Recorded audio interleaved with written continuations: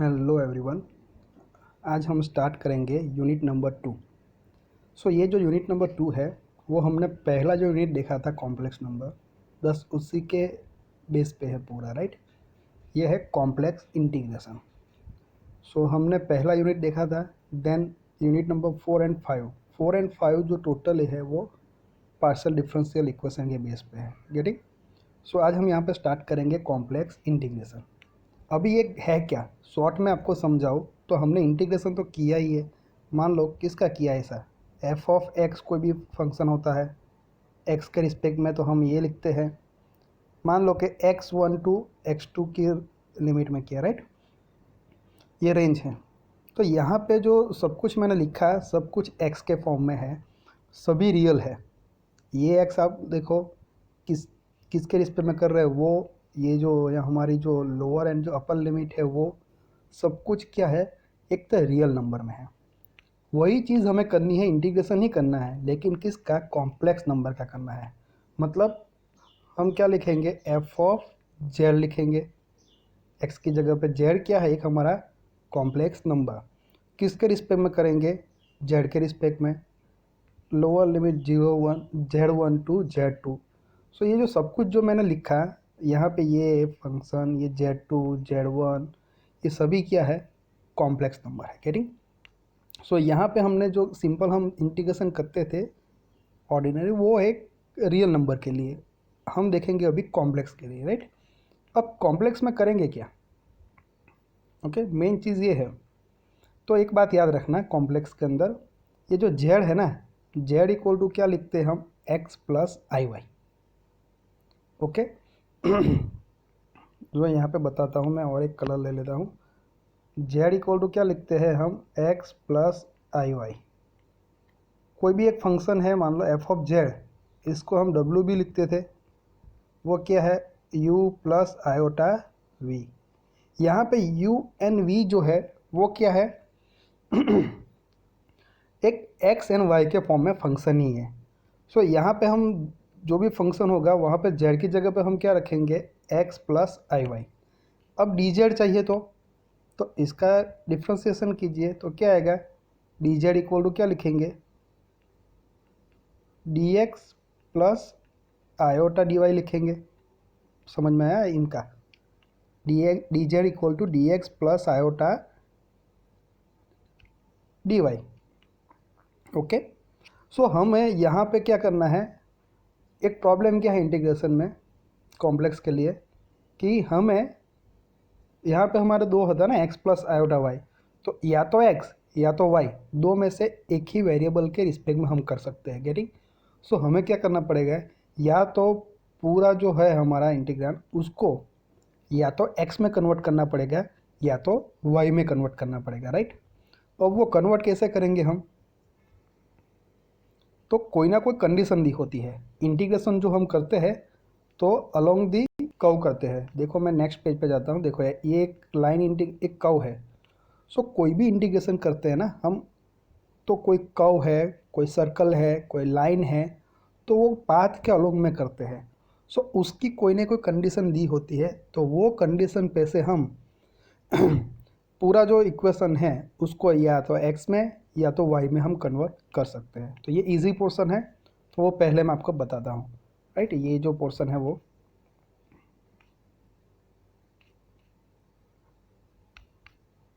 यहाँ पे देखो, ये इवेल्यूएशन ऑफ लाइन इंटीग्रल है। ओके। तो यहाँ पे लाइन इंटीग्रल को इवेल्यूएट करना है। तो लाइन इंटीग्रल का मतलब क्या है, तो वो यहाँ पे बताता हूँ आपको पहले कि ये एक मतलब पाथ है। देखो ये कर्व है, वो स्टार्ट कहाँ से हुआ, ये ए पॉइंट से, और उसका एंडिंग पॉइंट क्या है, बी है। अब ये जो कर्व है उसको हम इक्वली एन पार्ट में डिवाइड कर देते हैं, हर एक को नाम देते हैं यहाँ पे P1 P2। Okay. N part में हम डिवाइड कर देते हैं। तो इनको क्या बोलेंगे, उसको डिनोटेट करना है तो कैसे करेंगे, ये इंटीग्रेशन, हर एक पार्ट को इंटीग्रेट करना है, F of Z into d Z, और ये सी क्या बताता है, कर्व या तो पाथ। ओके। तो इसको क्या बोलते हैं, लाइन इंटीग्रल। समझ में आया, उसको इस तरह से डिनोटेट करते हैं। अब देखो जो कर्व जो है हमारा, वो क्लोज है, उसका मतलब कि ये जो ए एंड बी दोनों एक दूसरे के साथ कनेक्टेड है। मान लो कि घूम फिर के यहाँ पे हो गया है तो क्लोज का हो गया, तो इसको डिनोटेट करना है तो क्या करेंगे, हम यहाँ पे ऐसा एक सर्कल बनाएंगे। उसका मतलब क्या हो जाएगा कि क्लोज कर्व है, और उसको क्या बोलते हैं, counter integral, right. So important यही है, आपको याद रखना, ये इसको डिनोटेट करता है लाइन इंटीग्रल को, गेटिंग। और क्लोज हो तो उसको बोलते हैं कॉन्टोर इंटीग्रल, तो हम उसको इस तरह से डिनोटेट करेंगे। ये जो सब कुछ दिया हुआ है वो जब ज़रूरत पड़ेगी तब मैं आपको समझाता जाऊंगा, राइट। सो एक लाइन इंटीग्रल है तो उसको हमें क्या करना है, इवोल्यूट करना है, इवोल्यूशन ऑफ लाइन इंटीग्रल। तो जैसे मैंने बताया बस वही है कि कोई भी फंक्शन है उसको हम डिनोटेट करते हैं u प्लस आयोटा वी से, और z इक्वल टू क्या होता है x प्लस आयोटा वाई। तो हमें डी जेड चाहिए, तो डी जेड इक्वल टू क्या लिख सकते हैं हम, d x plus iota d y. ये मैंने पहली स्लाइड पे समझाया बस वैसा ही है, राइट। अब देखो मैंने जो बोला वो कि हम इंटीग्रेशन करेंगे इनका एफ ऑफ जेड का, वो भी जेड के रिस्पेक्ट में, लेकिन यहाँ पे कॉम्प्लेक्स नंबर होगा, यहाँ पे भी कॉम्प्लेक्स नंबर होगा, सभी जगह पे। तो यहाँ पे हमें लिमिट भी जो है ना या तो x की या y की लेनी पड़ेगी। वो डिपेंड करेगा कि यहाँ पे हम x में कन्वर्ट करते हैं पूरा 1% या उसको y में कन्वर्ट करते हैं। ओके, सो याद रखना z इक्वल टू क्या रखना है हमें, x plus iota y, and d z equal to क्या आ जाएगा, डेरिवेटिव करेंगे तो d x plus iota d y, getting.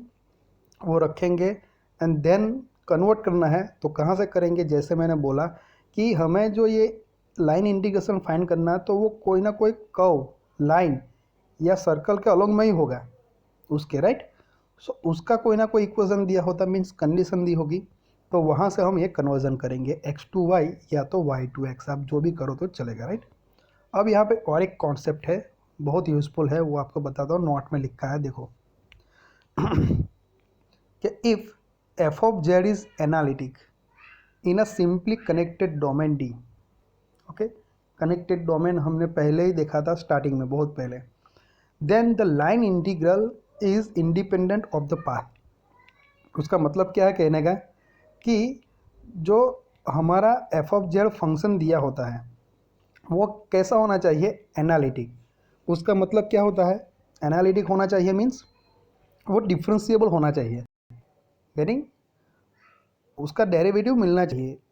If f of z is differentiable then we can say that f of z is a analytic, getting। so वो क्या हो जाता है तब, इंडिपेंडेंट ऑफ पाथ, मतलब जो भी हमारा कोई भी लाइन दी हो, सर्कल दिया हो, कोई भी दिया हो, तो उस पर वो डिपेंड नहीं करेगा, तो उसका जो है इंटीग्रेशन लाइन इंटीग्रल जो है वो हम डायरेक्ट से फाइंड कर सकते हैं, गेटिंग। सो कैसे, तो वो मैं पहले आपको ये जो है ना वो आपको बता देता हूँ। देखो ये 2013 में एग्जाम्पल आया हुआ है, क्या लिखा है, इवेल्युएट 0 टू 2 प्लस आई, देखो कॉम्प्लेक्स है, limit z square into d z, इनको इवेल्युएट करना है। अब कंडीशन ये देते हैं अलोंग द लाइन, किसके अलोंग में, ये पास दिया है y equal to x by two. अब देखो यहाँ पे एफ ऑफ जेड क्या है, जेड स्क्वायर है। अब उसका हम डेरिवेटिव ले, एफ डैश ऑफ जेड लिखे तो क्या आएगा, 2z आएगा। अब जेड की कोई भी फाइनाइट वैल्यू लो तो उसकी डेरिवेटिव मिलेगी ही, मतलब we can say that here function f of z is differentiable for all the finite value of z, that means it is a analytic in z plane. So analytic हो गया तो ये हमने नोट में जो बताया वो, तो वो क्या हो जाएगा, इंडिपेंडेंट ऑफ पाथ, मतलब ये जो अलोंग द लाइन वाली कंडीशन दी ना उस पर वो डिपेंड करेगा नहीं। आप ये कंडीशन जो है दी वो यूज़ करके एग्जाम्पल करना चाहते हो तब भी हम कर सकते हैं, लेकिन ये डिफरेंशिएबल है तो हम बोल सकते हैं कि एनालिटिक भी है। तो यहाँ पे लिखा है देखो, जो इंटीग्रल है will be independent of path, तो उसका जो इंटीग्रेशन है ना वो हम डायरेक्ट फाइंड कर सकते हैं। आपको नहीं करना है, ये लाइन को यूज़ करके करना है तब भी आप कर सकते हो, आंसर कैसा आएगा, सेम ही आएगा। वैसा भी एक एग्जांपल मैं आपको बताता हूँ, राइट। तो देखो क्या हो जाएगा यहाँ पे, 0 टू 2y है ना, तो इनका इंटीग्रेशन इजी है, जेड स्क्वायर का क्या होगा, जेड के रिस्पेक्ट में जेड क्यूब बाई 3 हो जाएगा। अपर लिमिट क्या है 2 प्लस आई, लोअर लिमिट क्या है 0। सो पहले क्या करेंगे, हम अपर लिमिट रखेंगे कहाँ पे, जेड की जगह पे। तो 2 प्लस आई रखेंगे जेड की जगह पे, तो क्या आएगा 2 प्लस आयोटा क्यूब आएगा, डिवाइड बाई 3 तो है ही, माइनस 0 रखेंगे तो 0 हो जाएगा, तो बस इतना ही आएगा। तो यही लिखा है कि ये 3 को अलग से लिखा है इसे 1/3, और ये क्या है 2 प्लस आयोटा रेस टू 3 आ गया। इंटीग्रेशन इजीली हो गया। अब बस इसको थोड़ा सिंप्लीफाई करना है। तो 2 प्लस आयोटा होल क्यूब जो है उसका क्या होता है एक्सपेंशन, 2 क्यूब मीन्स 8, आयो आई क्यूब प्लस क्या होता है एक्चुअली हम लिखते हैं ना 3ab, मतलब ये 3 into 2 into iota, okay, in bracket 2 plus iota ऐसा होता है। सो 3 into 2 6 iota into 2 plus iota, bracket को ओपन करो तो 12 iota plus 6 iota square, okay. तो देखो ये आ गया 12 आयोटा मतलब ये 6 आयोटा स्क्वायर, ओके, इस तरह से आता है। ये तो अभी स्कूल की बात हो गई, राइट। अब देखो जहाँ पे आयोटा स्क्वायर है वहाँ पे क्या कर देते हैं माइनस, देखो 6 आयोटा स्क्वायर है तो आयोटा स्क्वायर की जगह पे -1 रख देते हैं, तो ये प्लस की जगह पे क्या हो जाएगा माइनस। और यहाँ पे आयोटा क्यूब है तो आयोटा क्यूब की जगह पे हम क्या रख सकते हैं, देखो आयोटा क्यूब को हम ऐसे लिख सकते हैं, आयोटा स्क्वायर इंटू आयोटा लिख सकते हैं। आयोटा स्क्वायर का मतलब क्या होता है -1 इंटू आयोटा, तो माइनस आयोटा रख सकते हैं। सो देखो आयो क्यूब की जगह पर क्या रखा है माइनस आयोटा। अब सिंप्लीफाई करो, रियल एंड इमेजनरी पार्ट को सेपरेट करो, तो 8 - 6 क्या हो जाएगा 2, एंड यहाँ पे माइनस आई है, यहाँ पे प्लस 12 आई है, तो क्या आंसर आएगा +11 आई। तो ये आंसर आ गया हमारा। ये लाइन इंटीग्रल जो भी है उसका हमने इवोल्यूशन कर दिया।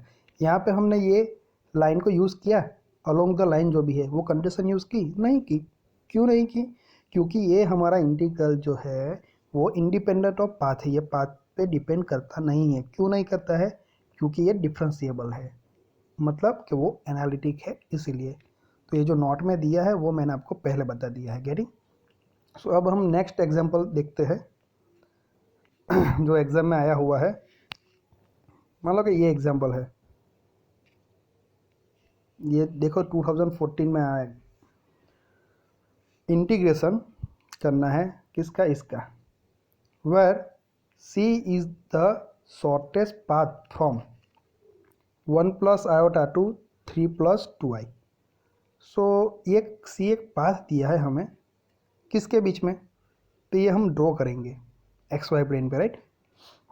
तो देखो ये x and y plane draw किया है। अब एक ये जो है ना 1 प्लस आयोटा, उसकी जगह पर हम क्या लिख सकते हैं, पॉइंट में लिखना है तो ये हमारे लिए उसको नाम ए दे देते हैं पॉइंट, और 1 प्लस आयोटा मतलब एक्स की वैल्यू 1 और वाई की क्या है 0, सॉरी 1 है, ओके। 1 प्लस आयोटा को कंपेयर करना है किसके साथ, एक्स प्लस आयोटा वाई के साथ। सो एक्स की वैल्यू 1 हो जाएगी एंड वाई की वैल्यू जो आयोटा के साथ है वो आयोटा के साथ कुछ नहीं है, तो उसका कोफिशिएंट क्या हो जाएगा 1 हो जाएगा। तो एक पॉइंट ये हो गया। दूसरा ये दिया है 3 प्लस 2i, ओके, तो उसकी जगह पे दूसरा पॉइंट हम देखते हैं, 3 मतलब x हो गया हमारा, एन आयोटा के साथ क्या है 2, वो हमारा y हो गया। तो ये 2 पॉइंट है, उसके बीच में जो शॉर्टेस्ट पाथ है, ये दोनों के बीच में जो पाथ है उसके अलोंग में हमें इसका इंटीग्रेशन करना है, सिंपल। तो ये लाइन ड्रॉ की हुई है, देखो ये a11 यहाँ पे आएगा, x की वैल्यू भी 1, y की भी 1, अब x की 3 और y की 2, तो ये पॉइंट यहाँ पे आएगा। सो दोनों पॉइंट लिखे हुए हैं और 2 पॉइंट के बीच में जो लाइन है बस उसका हमें करना है। तो ये पता चला है आपको, रेंज पता चल गई अभी क्या है वो पॉइंट भी। चलो अब इस पे आते हैं। तो देखो क्या दिया हुआ है, रियल पार्ट ऑफ जेड, तो जेड इक्वल टू हम लिख सकते हैं ना x plus iota y. So real part of z का मतलब क्या होता है, आर ई जेड का मतलब एक्स, कॉम्प्लेक्स में ये रियल है यानी ये इमेजिनरी है, तो ओनली हमें रियल पार्ट का चाहिए, तो आर ई की जगह पर हम क्या लिखेंगे एक्स लिखेंगे, गेटिंग। और डी जेड जो है, डी जेड की जगह पर क्या लिखेंगे, इसका डेरिवेटिव। सो जेड का डेरिवेटिव डी जेड, एक्स का क्या होगा d x plus iota d y. तो ये जो सब कुछ है वो हम यहाँ पे रखेंगे। ओके, मतलब क्या रखेंगे यहाँ पे, ये ऐसा होगा, आर ई जेड है तो वो इसकी जगह पे एक्स लिखेंगे, और डी जेड की जगह पे क्या लिखेंगे d x plus iota d y. Okay, और रेंज जो है वो कौन सी लिखनी है वो हम बाद में डिसाइड करते हैं। ओके, अभी के लिए हम देखते हैं ये 1 प्लस आयोटा से कहाँ से हो गई और 3 प्लस 2 वाई तक जाती है, राइट। तो ये आ गया, गेटिंग। अब हमें क्या करना है, यहाँ पे डी एक्स भी है डी वाई भी है, तो हमें इक्वेशन, पूरा इक्वेशन को एक ही वेरिएबल के टर्म में लाना है, या तो एक्स में या तो वाई में, राइट। तो उसके लिए हम क्या करेंगे, उसके बीच का जो रिलेशन का इक्वेशन हमें नहीं दिया है तो वो हम अभी ऑब्टेन करेंगे, राइट। वैसे अभी रिलेशन दे दिया हो तो कोई प्रॉब्लम है नहीं, तो हम डायरेक्ट कर सकते हैं। लेकिन पता है कि ये 2 पॉइंट दिए हैं हमें, तो 2 पॉइंट के बीच में क्या है लाइन, तो लाइन का जो इक्वेशन आता है 2 पॉइंट में से जो लाइन पास होती है उसका जो जनरल इक्वेशन क्या आता है, उसमें सब पॉइंट की वैल्यू रखो तो हमारा आंसर आ जाएगा। तो एक आता है ना हमारे पास ये formula y minus y one equal to क्या आता है m स्लोप, तो उसको क्या लिखते हैं y2 minus y one divide by x2 minus x one into x minus x one, ऐसा आता है। 2 पॉइंट में से जो पास होती है लाइन उसका इक्वेशन। तो देखो यहाँ पे 2 पॉइंट है हमारे, ए है और बी है, तो ये ए पॉइंट को हम क्या दे देते हैं x1 y1, और ये क्या हो जाएगा हमारा x2 y2 हो जाएगा। बस उसकी वैल्यू यहाँ पे रखो, तो y को एज इट इज़ रहने दो। ओके, तो क्या हो जाएगा y को एज इट इज़ रहने दो, माइनस y1 की वैल्यू क्या है यहाँ पे, ये y1, मतलब y1 क्या है हमारा 1 equal to y2 minus y one, तो y2 हमारा 2 है 1, तो क्या आ जाएगा 2 minus 1। Similarly x2 minus x one, तो x2 क्या है देखो यहाँ पे b में 3 है और x1 क्या है 1, और यहाँ पे x माइनस एक्स वन, तो x1 की वैल्यू भी क्या है 1 है। बस इसको सिंप्लीफाई करो, तो 2 माइनस 1 क्या आएगा 1 आएगा, तो यहाँ पे 1/2 आ जाएगा x minus 1 y minus 1। Okay, so यहाँ से हम कोई एक वेरिएबल का हम कर सकते हैं एक वेरिएबल के टर्म में। तो देखो किस तरह से, इस तरह से ये आ गया हमारा। ओके, ये आया था ना y minus 1 equal to 1/2 x minus 1। तो देखो ये 2 को यहाँ पे मल्टीप्लाई कर दो, तो 2 into y minus 1 equal to x minus 1 आ गया। ओके, अब क्या करेंगे कि यहाँ पे इस तरह से लिखा है उन लोगों ने, लेकिन हम क्या करेंगे, किसी को एक में कन्वर्ट करना है ना, तो हम एक्स के टर्म में कन्वर्ट करते हैं, तो यहाँ से वाई का इक्वेशन लिख देते हैं। तो क्या आएगा, इनको रहने दो ऐसे ही, ये लिखने की कुछ ज़रूरत नहीं है स्टेप। तो यहाँ से भी हम लिख सकते हैं कि एक्स माइनस 1 डिवाइड बाई 2 तो हो जाएगा, और ये क्या है हमारा y माइनस 1, तो 1 को राइट साइड ले लेते हैं, तो y इक्वल टू क्या आ जाएगा +1, तो एलसीएम ले लेंगे तो क्या हो जाएगा s minus 1 plus 1 divide by 2, sorry, तो ये 2 मल्टीप्लाई होगा यहाँ पे, तो ये 2 डिवाइड बाई 2, तो x माइनस 1 प्लस 2 कितना हो जाएगा x plus 1/2। So y equal to क्या आ गया x प्लस 1/2 आ गया। तो जो हमने इक्वेशन लिखा था मैंने पहले बताया, उसमें क्या रखेंगे ये, तो y इक्वल टू आ गया, तो यहाँ पे तो x ही है, तो उसमें y है ही नहीं, तो y की जगह पे रखेंगे नहीं, लेकिन ये है dx प्लस आयोटा dy, तो dy की जगह पे क्या रखेंगे, तो उसका डेरिवेटिव कर देंगे। तो dy इक्वल टू क्या आएगा 1/2 कांस्टेंट है।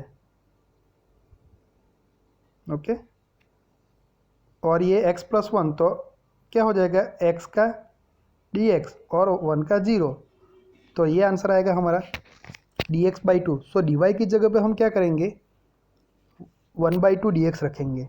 गेटिंग, पता चला। सो यहाँ पे मैंने बताया जैसे कि ये हमें दिया था, इसका इंटीग्रेशन करना था। तो रियल पार्ट ऑफ जेड, तो उसकी जगह पे हमें क्या रखना है, एक्स कैसा है वो मैंने बताया, और डी जेड की जगह पे क्या रखना है, d x plus iota d y. अब हमें ये पूरा इक्वेशन या तो एक्स में चाहिए या तो वाई में चाहिए। तो देखो यहाँ पे एक्स है, यहाँ पे भी है, यहाँ पे एक डी वाई है ना, तो डी वाई इक्वल टू हमने क्या ऑब्टेन किया अभी, 1/2 डी एक्स किया। तो डी वाई की जगह पे हम क्या रख देंगे, 1/2 डी एक्स रख देंगे, राइट। तो देखो ये तो सेम ही लिखा है, ये भी सेम ही है। क्या चेंजेस है वो मैं आपको बताता हूँ। ये x इंटू डी एक्स भी सेम है, प्लस आयोटा डी वाई की जगह पे क्या रखना है अभी, 1/2 इंटू डी एक्स। कैसा है वो पता चला, ओके। अब देखो ये पूरा x में कन्वर्ट हो गया, तो हमें यहाँ पे जो लिमिट रखनी है वो किसकी रखनी है, x की। तो हमें दिया हुआ है ना ये 1 plus iota to 3 plus 2y, मैंने इंटीग्रेशन में बताया ना आपको इस तरह से, 1 plus iota to 3 plus 2y। So ये क्या है actually, x plus iota y है, ये फॉर्म में है, समझ में आ रहा है। तो i के साथ होगी वो y की वैल्यू और i के बगैर होगी वो x। तो हमारी x की रेंज लिखनी है, y की नहीं लिखनी है यहाँ पे। तो x के यहाँ पे 1 है, यहाँ पे 3 है, तो क्या आ जाएगा 1 2 3। तो x की लिमिट क्या आएगी 1 2 3। अब इंटीग्रेशन करना तो कैसे करेंगे, देखो इसमें से dx कॉमन निकालो, तो क्या रहेगा, यहाँ से dx कॉमन निकला था 1 प्लस आयोटा बाई 2 रहेगा, dx को कॉमन निकाला। अब ये टर्म में कोई x है नहीं है, तो वो कांस्टेंट हो गई, तो उसको बाहर निकाल दो। तो देखो 1 प्लस आयोटा बाई 2 को बाहर निकाल दिया, बाकी क्या रहा बस इतना। इंटीग्रेशन किसका करना है, x का, x के रिस्पेक्ट में। तो x का इंटीग्रेशन क्या आ जाएगा, x²/2, अपर लिमिट क्या है 3 और 1। पहले अपर लिमिट रखते हैं, मतलब x की जगह पे 3, तो क्या आएगा 3²/2 माइनस अब 1 रखते हैं, तो 1² मतलब 1/2 ये आएगा। 3² का मतलब क्या होता है 9/2 माइनस 1/2, सो 2 LCM, तो 9 माइनस 1 कितना हो जाएगा 8। तो आंसर क्या आ जाएगा 4, किसका, ये इंटीग्रेशन का, ओके। बाकी ये जो ब्रैकेट है वो तो लिखना ही है हमें। सो इनका आंसर क्या आ गया, ये तो लिखना ही है, और ये इंटीग्रेशन किया उसका आंसर 4 आ गया। सो देखो 4 को अंदर मल्टीप्लाई कर दो, नहीं करना चाहते तो अभी कोई प्रॉब्लम नहीं, लेकिन एक प्रॉपर वे में हमें लिखना है कॉम्प्लेक्स नंबर को, राइट। तो 1 इंटू 4 क्या हो जाएगा 4, एंड आयोटा बाई 2 इंटू 4 हो गया, तो 2 कैंसिल हो जाएगा, तो 4 प्लस क्या आ जाएगा 2y। तो ये हमारा आंसर आ गया। पता चला कैसे किया, वो कुछ नहीं किया है हमने, सिर्फ हमें क्या करना है, ये जो दिया है ना उसमें या तो जेड के या तो वाई के फॉर्म में सब कुछ लाना है। सो यहाँ पे रियल पार्ट ऑफ जेड मतलब एक्स, तो डी जेड की जगह पे हम रखते हैं d x plus iota d y. तो यहाँ पे हमें डी वाई इक्वल टू क्या लिखना है वो पता है नहीं है एक्स के टर्म में, तो कोई इक्वेशन चाहिए हमें, कोई पाथ का, जो पाथ हमें दिया है उसका उसका इक्वेशन नहीं दिया है, लेकिन 2 पॉइंट दिए हैं हमें पाथ का, राइट। सो ये 2 पॉइंट है, उसमें से ये स्ट्रेट लाइन है, तो वो लाइन का इक्वेशन हमने लिखा है, और वहाँ से हमने एक्स एंड वाई का जो रिलेशनशिप है वो फाइंड आउट किया, एंड देन वहाँ से हमने ये फाइंड किया y equal to x plus 1/2, और उसका डेरिवेटिव लेफ्ट साइड पे y के रिस्पेक्ट में और यहाँ पे x के रिस्पेक्ट में, तो ये हमारा आंसर आता है, राइट। सो बस बाद में तो इस रखना है, बाद में तो इजी है, मैंने बताया वैसे। सो नेक्स्ट वीडियो में हम इसके अंदर एक अपर बाउंड का टॉपिक है वो देखेंगे, और ये जो मैंने एग्जांपल बताया बस वो भी हम देखेंगे, और 1-2 एग्जांपल जो एग्जाम में आए हुए हैं, राइट। ये मेथड की इवोल्यूशन जो करना है लाइन इंटीग्रल का उनका, राइट।